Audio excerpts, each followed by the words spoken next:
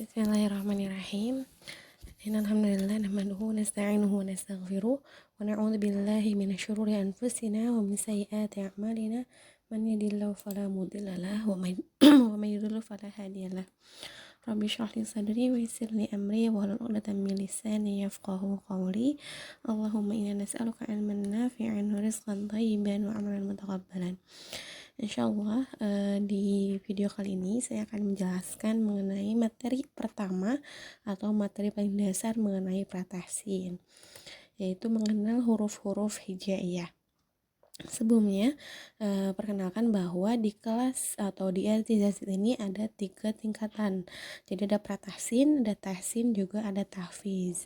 Nah, kalau pratahsin di sana kita akan mempelajari kaidah-kaidah tahsin yang paling dasar dari huruf hijaiyah, cara baca huruf hijaiyah, harokat, dan lain sebagainya. Intinya yang namanya pratahsin itu materi dasar tentang tahsin. Baru setelah itu selesai sekitar 6 bulan, baru dilanjutkan ke kelas 6 atau 9 bulan, dilanjutkan kepada kelas tahsin. Nah, kelas tahsin baru memasuki tentang ikhfa, pertemuan nun sukun dan tanwin dan nun sukun tanwin dengan huruf hijaiyah, mim sukun dengan huruf hijaiyah, dan huruf-huruf lainnya, dan bentuk-bentuk hukum lainnya, mad, idgham, dan lain sebagainya. Jadi untuk materi idgham, ikhfa, dan sebagainya itu di tahsin.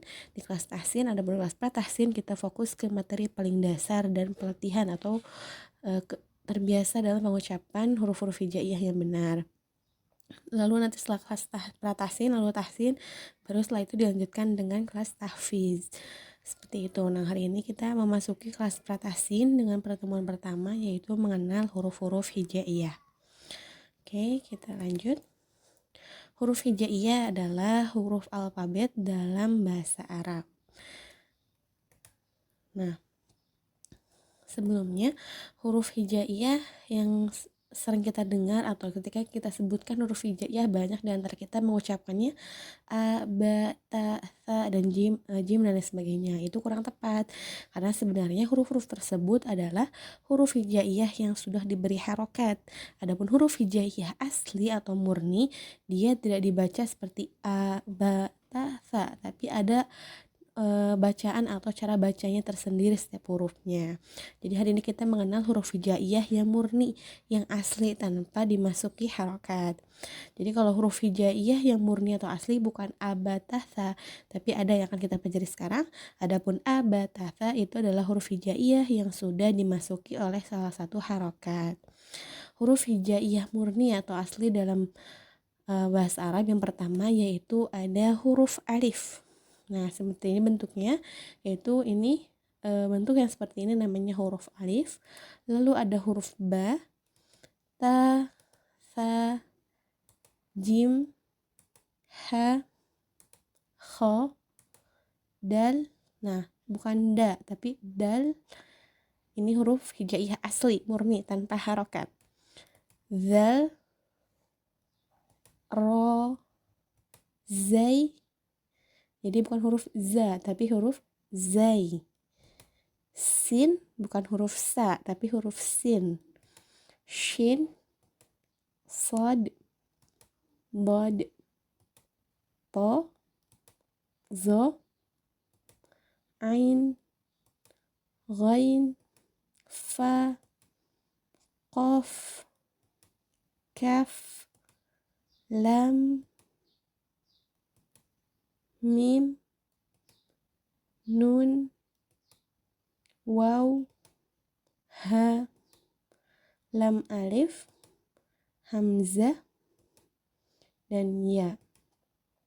Nah, sebelum kita memasuki materi selanjutnya, ada yang perlu diketahui dulu bahwa ada huruf alif, ada huruf hamzah. Huruf alif bentuknya seperti ini, adapun huruf hamzah bentuknya seperti ini. Nah, hati-hati, huruf alif dan hamzah ini bukan huruf yang sama. Mereka dua huruf yang berbeda. Insyaallah di materi selanjutnya akan ada pembahasan atau penjelasan khusus mengenai hamzah dan alif ini. Memasuki materi yang kedua, yaitu mengenal tanda baca. Nah, tanda baca bukan sekedar harokat saja, tanda baca ada banyak ragamnya. Di sini tanda baca ada 4 macam. Ada yang namanya harokat, ada yang namanya tanwin, ada yang namanya sukun, dan ada yang namanya tasydid atau syiddah. Jadi tanda baca itu bukan hanya harokat saja, tapi ada 4 macam. Ada harokat, ada tanwin, ada sukun, juga ada syiddah atau tasydid. Mengenal tanda baca yang pertama yaitu mengenal harokat. Harokat ada 3 macam, bentuknya seperti ini. Ada yang di atas huruf hijaiyah, ada yang di bawah huruf hijaiyah, dan ada yang di atas huruf hijaiyah namun bentuknya seperti huruf waw kecil. Seperti ini bentuknya. Nah, yang pertama ini namanya harokat fathah. Harokat fathah, dia garis miring yang selalu berada di atas huruf hijaiyah. Bisa dilihat di sini bentuknya garis miring berada di atas huruf hijaiyah. Itu namanya fathah. Nah, seperti ini, berada di atas huruf hijaiyah, di atas huruf hamzah, di atas huruf ba, huruf ta, dan lain sebagainya. Dan bunyinya, mana mencontohkan? A, ba, ta, dan lain sebagainya. Jadi huruf fathah ini atau harokat fathah ini sama seperti tanda baca A atau vokal A dalam bahasa Indonesia. Jadi fathah bunyinya seperti vokal A dalam bahasa Indonesia. Misalnya fathah ini berada di atas huruf sa, maka dibacanya sa. Kalau misalnya huruf fathah ini, harokat fathah ini berada di atas huruf jim, maka dibacanya ja, dan lain sebagainya. Nah, tanda yang harokat yang pertama ini namanya harokat fathah, bentuknya garis miring yang berada di atas huruf hijaiyah. Tanda atau tanda baca, tanda harokat yang kedua yaitu kasroh. Nah, kasroh mirip dengan fathah, hanya saja bentuknya sama tapi beda tempat. Kalau fathah di atas huruf hijaiyah, kalau kasroh di bawah huruf hijaiyah. Walaupun bentuknya sama yaitu garis miring, hanya beda tempat. Fathah di atas huruf hijaiyah dan kasroh di bawah huruf hijaiyah. Adapun dalam vokal Indonesia, huruf harokat kasroh ini sama dengan tanda vokal I. Jadi ketika dia berada di bawah huruf hijaiyah, contohnya seperti ini, maka dia memiliki vokal I. Kalau dalam bahasa Indonesia, kita contohkan I, B, T, atau huruf jim ketika berharokat kasrah menjadi J.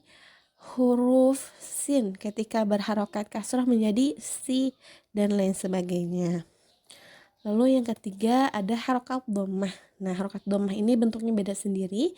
Yang mana harokat dhammah ini bentuknya waw kecil dan dia berada di atas huruf hijaiyah. Dan ketika kita mengucapkan huruf dhammah sama dengan vokal bahasa Indonesia seperti U.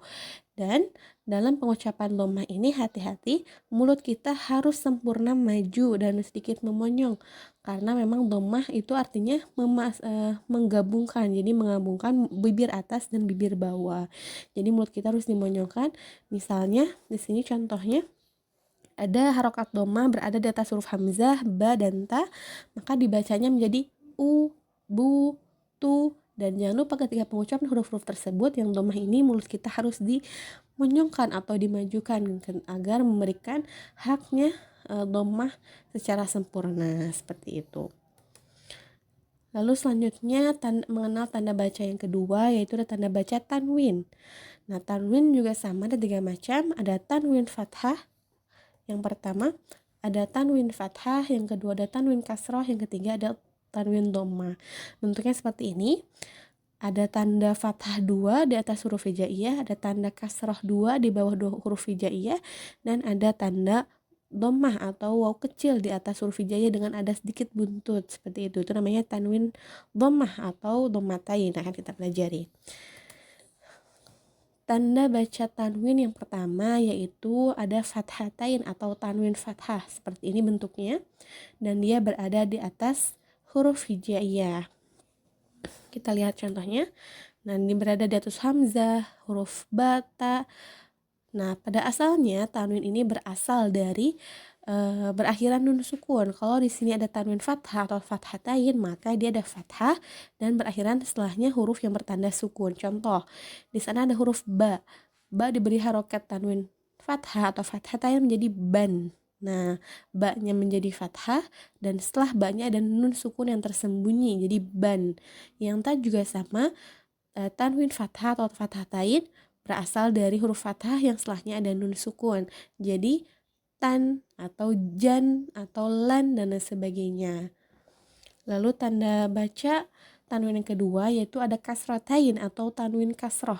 Mirip bentuknya dengan fathatain, hanya saja tadi sama posisinya atau tempatnya yang berbeda. Kalau tanwin fathah atau fathatain ada di atas huruf hijaiyah, kalau kasrotain atau tanwin kasroh ada di bawah huruf hijaiyah. Kita lihat contohnya. Berada di bawah huruf hijaiyah hamzah, ba, dan ta. Jadi in, bin, tin. Nah, jadi setiap tanwin itu pasti asalnya berawalan dengan dua huruf yang mana huruf keduanya adalah nun sukun, hanya saja disembunyikan. Menjadilah bunyinya menjadi tanwin ini. Jadi bunyinya ada nun sukun yang di akhirnya in, bin, tin, sin, jin, dan lain sebagainya. Lalu tanda tanwin yang ketiga yaitu ada dhammatain atau tanwin dhammah.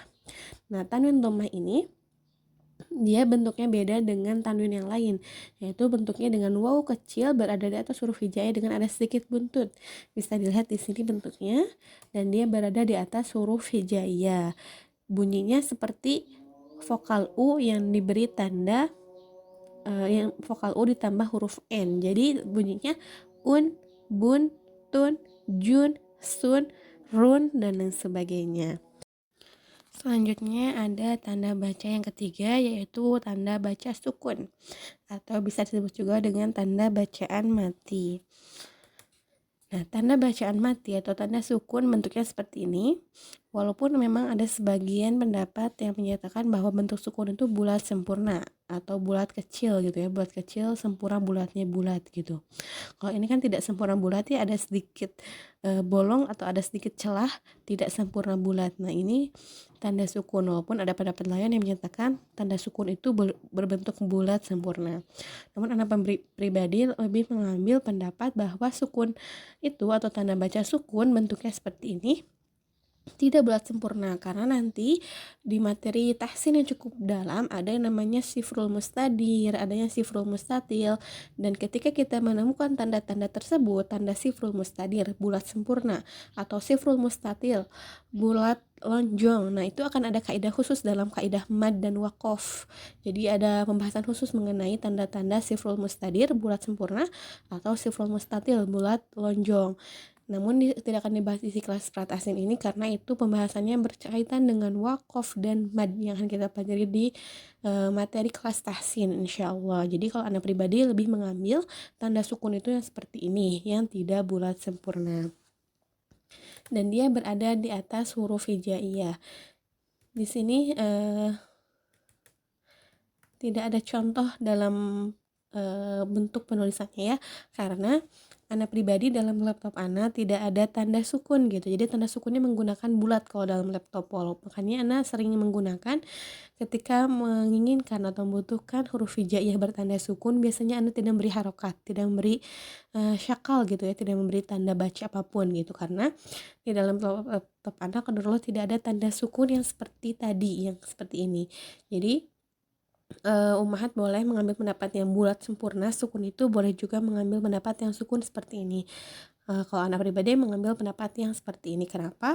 Karena di pembahasan waqaf ibtida itu ada bentuk bulat, ada bulat sempurna, bulat gitu ya, ada juga bulat lonjong. Nah, namanya sifrul mustadir dan sifrul mustadir, dan ada pembahasan khusus dalam materi dua bulatan tersebut. Jadi Anda lebih mengambil sukun itu yang seperti ini. Nah, adapun dalam contoh penulisan tidak Anda cantumkan karena qadarullah dalam laptop Anda tidak menemukan tanda baca sukun yang seperti ini atau yang seperti di gambar yang sebelumnya tadi. Adapun bunyinya dia bunyinya tidak tanda u, tidak tanda baca vokal u, tidak tanda vokal i ataupun a, tapi bunyinya seperti ini. Contohkan misalnya ba sukun jadi ab. Nah, ba-nya jadi ab, atau tak sukun jadi at, atau ro sukun ar, atau jim sukun aj, al, am, dan lain sebagainya. Namun ketika kita membaca huruf hijaiyah yang bertanda baca sukun, maka harus memperhatikan di titik makhrajnya. Misal huruf mim, makhrajnya ada di bibir atas dan bibir bawah dipertemukan. Maka kita harus berhenti di makhraj tersebut ketika pengucapan huruf tersebut bertanda sukun. Misalnya di mim sukun, jadi am, atau misalnya di ta sukun. Kembalikan ke makhraj atau berhenti di makhraj huruf ta-nya, jadi at. Nah, jangan sampai kita dilepas. Misalnya huruf mim sukun, dibacanya am. Nah, hanya nempel selewat, itu tidak boleh. Karena akan menghasilkan bunyi qalqalah yang tidak tepat gitu. Karena huruf qalqalah itu hanya ada beberapa, huruf ba, jim, dal, dan sebagainya. Tidak semua huruf hijaiyah punya sifat qalqalah atau memantul. Nah, ketika kita berhenti atau membaca huruf hijaiyah bertanda sukun, maka dipastikan kita membacanya dengan berhenti pada makhrajnya secara sempurna. Tidak boleh berhenti secara selewat gitu ya. Ana contohkan dalam bentuk video sebentar. Nah, jadi kita harus berhenti di makhraj asalnya. Misalnya mim makhrajnya di kedua bibir, jadi berhenti gini, am. Jangan am. Nah, jangan seperti itu, tapi disempurnakan. Am atau ta, jangan at, tapi at. Jadi untuk tanda baca sukun ini kita harus berhenti pada makhrajnya, tidak berhenti di selewat aja, tapi sempurna. Am, at, ar, af, dan lain sebagainya. Jangan selewat aja, jangan hanya nempel selewat, tapi disempurnakan di makhrajnya. Kecuali huruf-huruf qalqalah, ba, jim, dal, po, ko, dan lain sebagainya. Nah, itu baru harus dipantulkan. Cara memantulkan seperti apa? Dilepaskan dari makhrajnya. Misalnya huruf ba, jangan ab. Nah, jangan berhenti, tapi dilepas, ab. Jadi hanya selewat nempel. Nah, untuk huruf qalqalah. Adapun untuk huruf selain qalqalah tidak boleh hanya nempel selewat, tapi harus nempel dengan sempurna. Lalu tanda baca yang terakhir yaitu mengenal tanda baca tasydid. Nah, seperti ini bentuknya, atau bisa disebut juga dengan syiddah. Nah, dia biasa berada di atas huruf hijaiyah ketika harokat dalam huruf tersebut fathah atau dhammah, dan terkadang tasydid atau syiddah ini berada di bawah huruf hijaiyah kalau harokatnya kasroh atau kasrotain, tapi kebanyakan dia berada ditulis di atas huruf hijaiyah. Seperti ini. Nah, contohkan cara bacanya: a, babu, tati, abi, dan lain sebagainya. Dan pada asalnya huruf hijaiyah bertanda tasydid ini berasal dari dua huruf, yang mana dua huruf tersebut adalah dua huruf yang sama, dengan yang pertama bertanda sukun dan yang kedua baru bertanda harokat. Makanya ketika kita mengucapkan huruf hijaiyah bertanda tasydid, jangan lupa ada sedikit penekanan. Misalnya huruf ta tasydid, jadi tati, atau ba tasydid, jadi babu. Kenapa? Karena pada asalnya huruf tasydid itu berasal dari dua huruf yang sama, yang salah satunya bertanda sukun. Contoh di bawah ini ada abi. Nah, asalnya bi-nya itu berasal dari dua kata, ba dengan ba, yang pertama sukun, yang kedua berharokat, jadi abi. Ali sama lam, ada dua lam, yang pertama sukun, yang kedua berharokat kasroh, jadi ditasydidkan, disatukan, ali. Jadi harus ada sedikit penekanan dalam pengucapannya. Dan khusus untuk huruf nun dan mim, selain ada penekanan juga ada mad atau panjang dua harokat, karena nun dan mim punya sifat gunnah. Jadi ketika membaca Al-Quran menemukan huruf nun dan mim bertasydid, maka harus dibaca panjang dua harokat. Contohnya misalnya anna, jangan dibaca anna, tapi dibacanya anna. Masukkan ke rongga hidung karena punya sifat gunnah, dengung. Atau amma, jadi jangan dibaca amma atau amma, tapi dibaca dengan gunnah, dengan dengung ke rongga hidung, juga panjang dua harokat. Amma, inna, lamma, dan lain sebagainya. Itu untuk materi sesi pertama ini. Jadi yang pertama tadi ada mengenal huruf hijaiyah, yang huruf hijaiyah asli murni tanpa harokat ya. Jadi ada alif, ba, ta, tha, jim, dan sebagainya, itu huruf hijaiyah asli tanpa harokat. Adapun huruf hijaiyah yang sering beredar atau yang terkenal, yang sering masyhur dibacanya dengan a, ba, ta, tha, berarti itu namanya huruf hijaiyah sudah dimasuki harokat. Harokat apa? Karena bunyinya menghasilkan vokal a, maka dinamakan dengan harokat fathah. Jadi kalau misalnya huruf hijaiyah murni, alif, ba, ta, tha, jim, ha, kha, dan lain sebagainya. Kalau huruf hijaiyah bertanda fathah baru yang barusan a, ba, ta, tha, ja, dan lain sebagainya. Kalau huruf hijaiyah bertanda kasroh, i, bi, ti, si, dan sebagainya.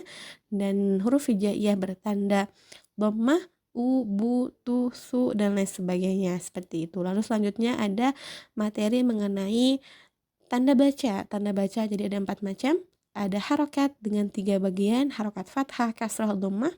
Lalu ada tanwin juga dengan 3 bagiannya, ada tanwin fathah atau fathatain, ada tanwin kasroh atau kasrotain, dan ada tanwin dhammah atau dhammatain.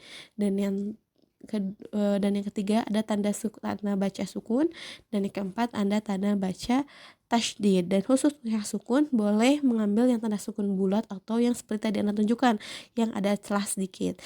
Anda lebih mengambil yang ada celah karena di materi tahsin yang cukup dalam ada yang namanya sifrul mustadir, bulat sempurna, juga ada namanya sifrul mustatil, bulat lonjong. Nah, ada kaidah khusus dalam materi waqaf, ibtida, dan mad dalam hal tersebut. Jadi Ana pribadi lebih mengambil pendapat bahwa tanda sukun itu yang bulat ada celahnya, enggak bulat sempurna, atau seperti huruf dal tapi agak kebalik dan agak sedikit bolongannya atau celahnya tidak terlalu lebar seperti itu. Mungkin untuk sesi pertama ini cukup sekian. Jika ada yang mau tanyakan silahkan ditanyakan via grup boleh, atau via Japri di WA boleh, atau mau VC boleh, VN boleh, telepon juga boleh. Yang penting kalau ada yang tanyakan silahkan tanyakan dulu. Kalau misalnya Anda sedang kosong, insya Allah Anda jawab. Kalau misalnya Anda sedang ada kegiatan, insya Allah secepatnya ketika Anda kosong, Anda jawab. Barakallahu fikunna, semoga apa yang disampaikan bermanfaat. Kalau ada salah boleh diingatkan, kalau ada yang keliru boleh diingatkan. Karena untuk ilmu tajwid ini cukup luas sekali, dan ada beberapa pendapat yang enggak sama atau enggak ijma gitu ya untuk ilmu tajwid ini. Jadi boleh silahkan bentuk berdiskusi jika ada hal yang berbeda atau mau disampaikan, silahkan. Barakallahu fikunna. Kita tutup sesi pertama ini dengan membaca hamdalah dan doa kafaratul majelis. Alhamdulillahirabbil alamin. Subhanakallahumma bihamdika asyhadu an la ilaha illa anta astaghfiruka wa atubu ilaik.